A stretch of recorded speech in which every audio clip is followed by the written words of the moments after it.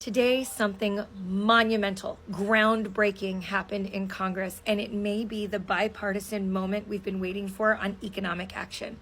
And I cannot wait to tell you. Let's get into it. Today, this large bipartisan coalition released a united video statement claiming that they needed to deliver urgent, much-needed economic relief to people from all across the United States that were dealing with hardship and strife related to out-of-control inflation and cost of living needs that have driven up housing prices, car prices, grocery prices, and other costs across the United States.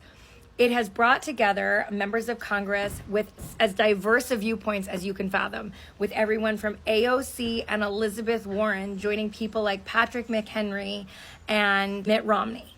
Nearly all of the legislators cited the fact that there hadn't been an increase in pay for these Americans since 2009, which is when the last increase to the minimum wage brought it up to $7.25 an hour. Now, if you aren't aware, that's only $15,000 annually at 40 hours a week.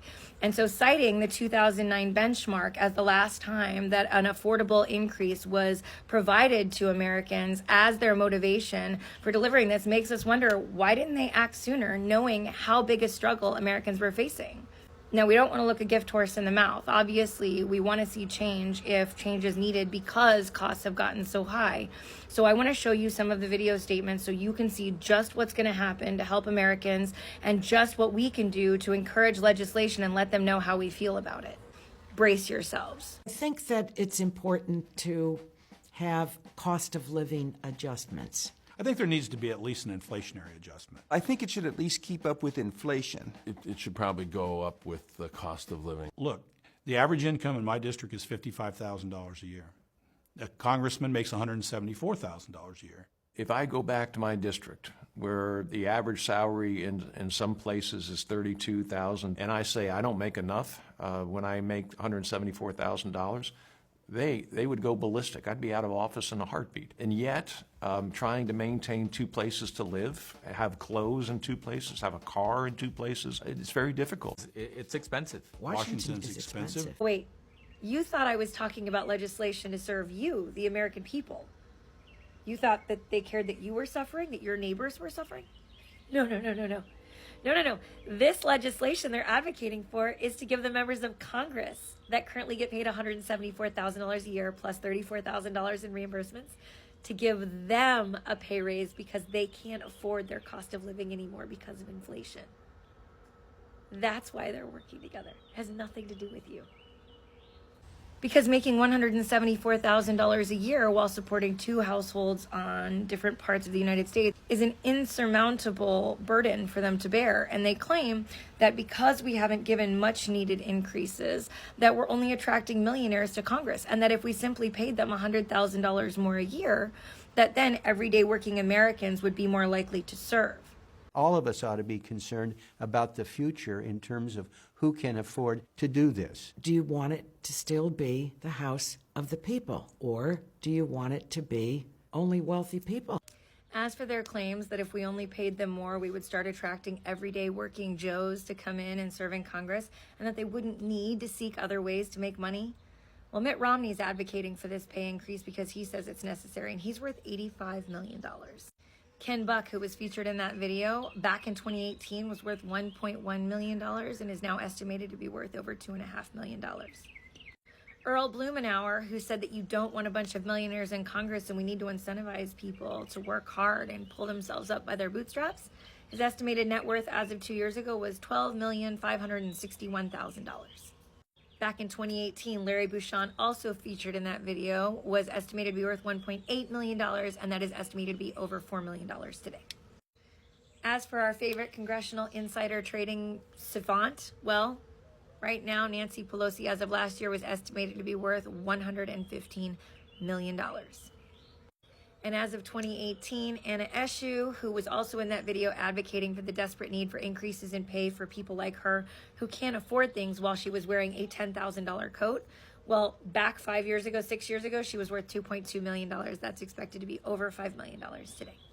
Now they've left out the part where those everyday working Americans could never get billionaires to give them enough money to get elected, or that Nancy Pelosi is worth $117 million, continues to insider trade to get more and more wealth at a rate faster than any other member of Congress. It couldn't possibly be that we have more millionaires per capita in Congress than in any known nation, job, or profession. No. No matter how loudly we stand on rooftops and mountaintops and scream with every bit of air in our lungs into a void, begging for the members of Congress to pay attention to the loss of our middle class, the loss of a path to wealth or prosperity for the working class of America, no matter how much we beg them to pay attention to wealth inequality and the suffering of small businesses and everyday working Americans, we watch in horror as they continue to advocate for the billionaires that pay them to do so. They pass laws that billionaires tell them to pass, and they ignore laws that are so desperately needed for the American people. And while Americans have not seen a pay raise since 2009 at $7.25 an hour or $15,000 a year, they are now advocating for themselves to get a 70% raise because it's going to make Congress more equitable. It's going to make it a more fair place, and we're going to see the working class work harder to serve there. Because it's not financially feasible right now. Are you telling me that somebody that's learned to live off $30,000 a year couldn't manage to make $174,000 a year work in 2 locations? No, we could. We are capable of budgeting our money. We are capable of living within our means because we've had no other choice. Because we don't get to not pay our bills. We don't get to print more money. However, the members of our legislature, the members of our Senate, our federal government, they print money like this and hand it to billionaires while ignoring the plight of their people. And that's why they believe that at $174,000, plus they also recently got like a $34,000 bonus to reimburse them for housing and transportation and food. They can't make that work. But they believe if we gave another $100,000, everyday Americans would be more likely to serve. We would love to serve. But we can't get a billionaire to give us $13,000 a day in fundraising so that we're allowed to compete with you dinosaurs that won't get the fuck out. What's really hard to say out loud is that the members of Congress are probably right. It probably is expensive and difficult to pay for 2 households on $174,000 a year, which makes it so much worse that they think it is totally acceptable to expect an everyday American family to live with a minimum wage of $7.25 an hour. These people are complaining about inflation and cost of living increases that were created because they are so addicted to printing money for the billionaires that pay them to print more money for them, that they put us in this position willfully and then left us to fend for ourselves. Trust and believe that when given the opportunity to disappoint us, no member of Congress will ever fail in that endeavor.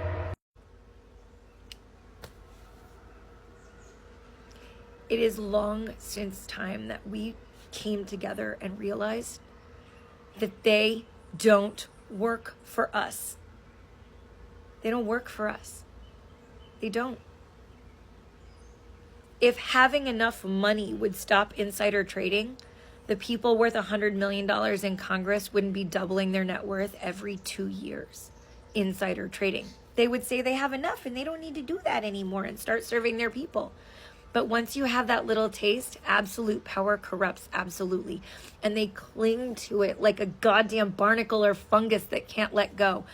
Creening and craving for more and more. And they will take and take and take and take with everything they have until they are a decrepit dinosaur in a wheelchair with their aides raising their hands to vote aye because they don't even know where the hell they are and they're about to pass away. Not retired with their grandchildren in their cushy Senate retirement fund, but staying there capturing every penny, dollar, and ounce of power they can until the pine box comes for them. Because all of that is better than doing their jobs for us. It is long since time for the American people to come together and recognize unequivocally that our politicians no longer serve us. Could it be because they're all millionaires? Sure, maybe. That might be why. But even the ones that get to Congress not millionaires leave as millionaires because they get a taste of the power.